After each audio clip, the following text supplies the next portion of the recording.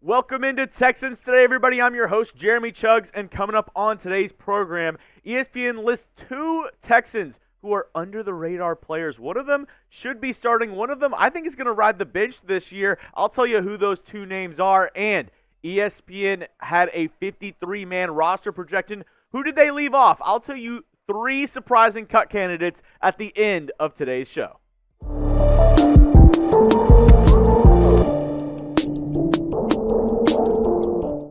Welcome into Texans Today. We have a great show on tap for you. I just want to thank everybody for clicking into today's program as we're going to break down the latest Texans news and rumors. An off day for the Houston Texans, not practicing today, but can't wait for them to get back at it right before that Hall of Fame game next week. We're a week away. We're 7 days away. We're C.J. Stroud days away from some Texans football, and I can't wait. Before we get started on today's show, I need your help. My boss has told me, hey, we have some of the least amount of shared videos out of every channel here at Chat Sports, so I want to change that today. Go down and click the share button, select the X icon, click post to X, and tag me at Jeremy Chuggs. I have a quick deal for you. The first 20 people to share this video on social media, the first 20 people to go down and tag me on X, Twitter, whatever you want to call it, I'm going to DM you who I'm interviewing this week, the Texans player that's going to come out either tomorrow or Saturday. I'll tell you who that player is, a little sneak preview, maybe let you know a little bit about what he had to say. Only the first 20, though. The first 20 shares, I'm going to let you know who that Texans interview is coming up this week. So go down, click the share icon, click post to X, and tag me on Twitter. Now, first up, two Texans players from a recent ESPN article named as under-the-radar prospects. And actually, there were three, but the first one they named was Tank Dell, and I was like, I honestly don't see how he's an under-the-radar guy. They gave some parameters of had to be outside of the first two rounds and had to have played less than X amount of games. He fit the parameters, but Tank Dell is not a under-the-radar guy. We all know Tank Dell is going to have a good season, could have a potential breakout season, be a Pro Bowler. So I wouldn't say he's under the radar.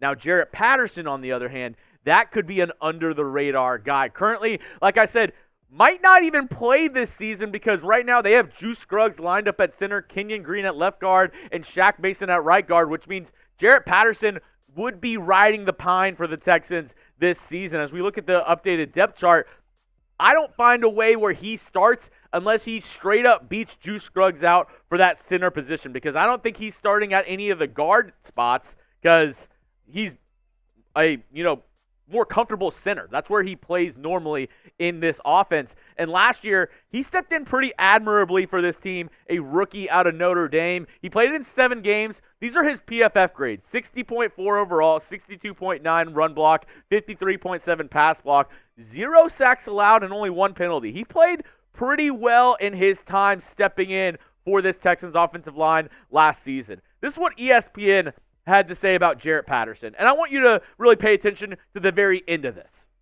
A year ago, the Texans used a second-round pick on center Juice Scruggs. But the plans to put Scruggs directly into the Week 1 starting lineup hit a speed bump when he went down with a hamstring injury during Houston's preseason finale. The Texans' starting center was still going to be another rookie, 6th-round selection, Patterson. If rookie Blake Fisher bumps Titus Howard from right tackle to left guard, it will leave Houston with a backup interior line consisting of Patterson, 2022 first-round pick Kenyon Green, and ex-Steelers veteran Kendra Green. That's a group that could start for some teams. Patterson certainly could. So that tells me if Patterson doesn't get the job, there could be teams knocking on the Texans' door saying, hey, we need a starting center.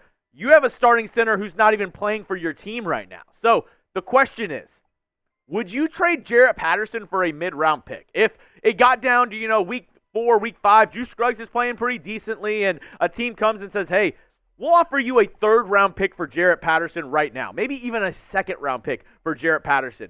Would you take it? Let me know yes or no down in the comment section. Personally, I wouldn't take it. I think Jarrett Patterson is great depth for this team, and you can never have enough depth at the offensive line spot. But, a 2nd-round pick would be very tantalizing. It would be hard for Nick Caserio to say no to that. Let me know what you think down below.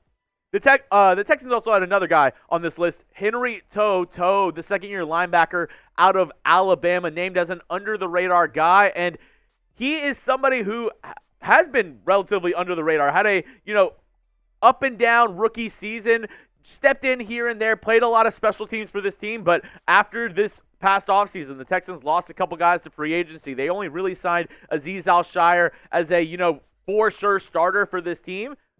Toto has a chance to step in and be that guy, be that Sam linebacker for this team. This is what ESPN had to say on the linebacker. The NFL has a long history of undersized instincts and intelligence linebackers who outperform their draft position.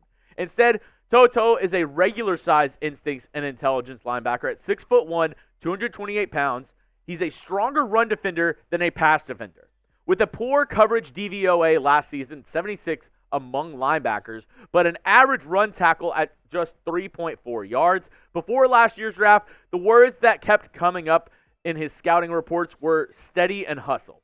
Toto should work on the strong side for the Texans when they need a third linebacker next to Azeez Al-Shaair and Christian Harris in base personnel. And honestly, at this point, it's his job to lose. He'll have the first shot at the linebacker 3 spot this offseason, and as he should. He was in this Texans team last year, drafted, somewhat high out of Alabama. D'Amico loves his Alabama prospects, his Alabama guys, and obviously another linebacker. So he'll have every opportunity to start for this team. So I'm really interested to see if he takes that spot, if he takes that position, or if one of these other guys right behind him on the depth chart maybe outperform him a little bit during training camp and the preseason.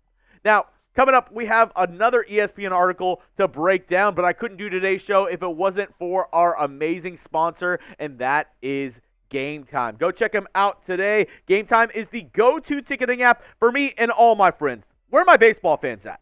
The Astros, they're currently in first place in the division, and the easiest way to score last-second tickets is with our amazing sponsor, Game Time. You can get great deals on last-second tickets and even see your seat view before you buy the tickets. All-in prices show you what you would pay without hidden fees or expenses, and Game Time has zone deals. You pick the section, Game Time picks the seats for an average savings of 18%.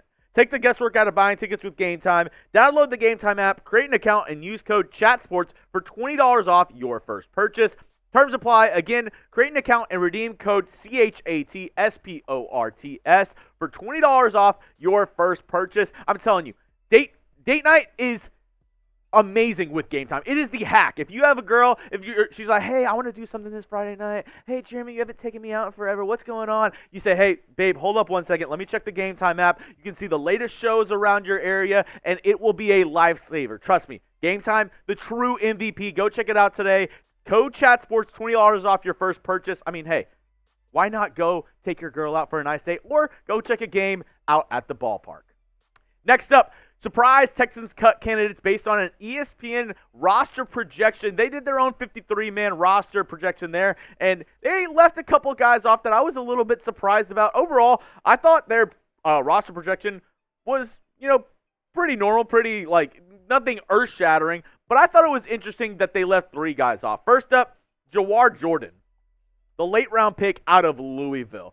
I thought it was pretty interesting that they left him off this list because, obviously they went out and got him for a reason. We saw last year they left the late-round pick in Brandon Hill off this 53-man roster, but I'm interested to see how they use Jawhar Jordan because I was really excited for him to possibly be a kick returner. So far in training camp, he hasn't really gotten any of the first or second team reps. He's been with the third team kick returner. So I was really excited to see what he could possibly do for this squad, but ESPN left him off the roster. They put J.J. Taylor actually in there instead of him. So that was a pretty interesting move that I thought ESPN did. Another one, Jacob Phillips. I've been talking about him the past couple days, and I think he's going to end up making this roster. I think he will. He has looked really good so far in camp. Now, obviously, he's not a lock to make this roster, but I was a little surprised they left him off. They put in Jamal Hill and Neville Hewitt as the backup linebackers, which,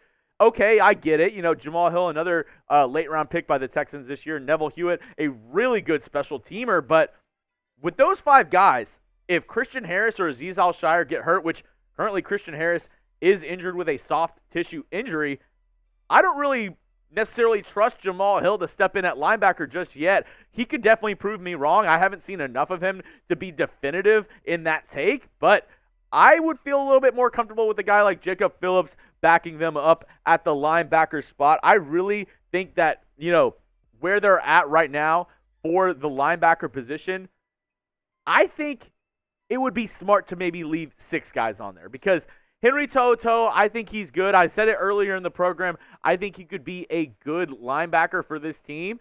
But at the end of the day, I really think Jacob Phillips could be better. I saw this photo on social media. Shout out to Houston Stressins on Twitter. But he even said it himself. Jacob Phillips has been making plays all throughout camp, turning heads. So I would expect a guy like him to possibly, make this roster and make this Texans 53-man team. And I think the Texans might keep 6 guys. They had the Texans keeping 5. I think they possibly keep 6. And the last name that was a surprise cut to me was C.J. Henderson. And I know what you're saying. But, Jeremy, you've been saying C.J. Henderson hasn't been that good. He's not a lock to make this roster. I agree with all of that. I'm not saying C.J. Henderson not making this team would absolutely shock me. I'm not saying that at all. But the guys that they kept was pretty interesting in my mind. I think, they kept Miles Bryant, which I get. Okay, I get you want to keep another, corner, another nickel guy. He's also a good special teamer. But at the same time, he plays in the nickel slot. He's more of a slot-only guy. He's not an outside corner, in my opinion. And you have Desmond King there, and the other person that's been playing a lot in that position has been Jalen Petrie. So if you have Desmond King and you have Jalen Petrie, I don't think you need another inside corner to keep on this roster. I would rather keep another outside guy like a C.J. Henderson or someone else to play on the outside if anything happens to Stingley or Kamari Laster. I think that would be the smarter option. They did keep Jeff Okudah, but I would want another outside guy because you already have Desmond King and you already have Jalen Petrie, and Jimmy Ward can also play in that slot position as well. So you already have a lot of guys who can play up in the box, up right there in the slot position. I don't know if you need another one in Miles Bryant. That's all I have for you on today's show, folks. If you want to continue the conversation, hit me up on Twitter at Jeremy Chuggs. Like I said, the first 20 people to share this video on Twitter, I'm going to hit you with a DM and let you know who we're interviewing here on the channel and maybe give you a little insight onto some of those questions that I asked him. As always, hit that subscribe button if you haven't already. We passed 15,000 subscribers. We're on our way to 16,000. I want to get there before the season starts. So if you haven't already, go down and hit the sub button for daily Texans news and rumors videos.